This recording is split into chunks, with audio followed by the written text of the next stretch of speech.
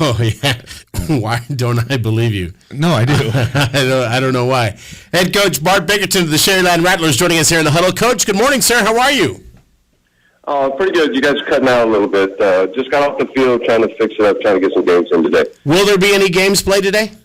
Yeah, we're going to go ahead and start 11, Mackay versus Saltillo, and then Carroll versus PSJ, which will be a good one for the Valley. And then we're going to play PSJ Memorial. So we're just pretty much finishing out the pool play. We won't have any championships or anything like that. That's the bad thing. Did your game against PSJ get off the ground, or? No, we didn't get to play Memorial last night. We cut everything off at about 5 o'clock once it started coming down a little bit harder. Okay, so we're looking at an 11 o'clock first pitch, and that's Mackay against Saltillo in the first game? Right, which should be a pretty good one, too.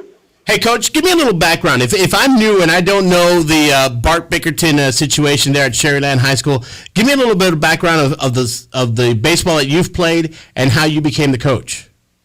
Really, I mean, I came down here to play at Pan Am. I pitched in Central Texas at Mo Falls High School. Went to Mary Hardin Baylor for a year, and a bunch of us transferred over here to Pan Am. And most of the guys that transferred over here to Pan Am are, still here and things like that. We ended up liking the weather.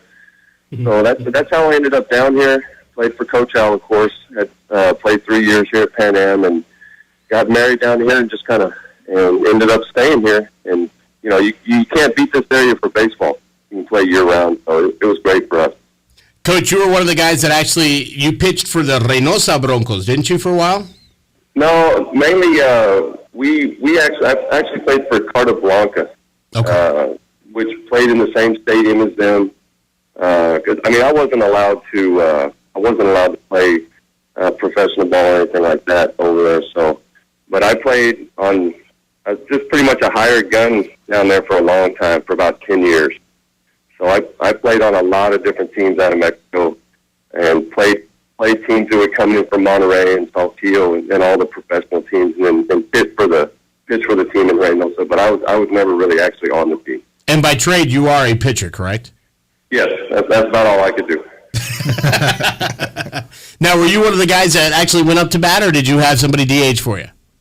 I got the DH once in college at Mary Hardin Baylor, and I hit a home run, and I think they retired me from hitting after that. That's it, walk off, bag biscuit. Yeah, hit 1,000 with a home run, and that's it. You're done. Okay, so, I don't know. That's the way to walk off the field after that one. Yeah, exactly. Coach, you've had some great success. You've had a number of players go through your program. Most recently, the one that's been in the news the most is Jaime Garcia, pitcher for the St. Louis Cardinals. Obviously you were instrumental in his development, but talk to me about your relationship with Jaime and how he became what he is today.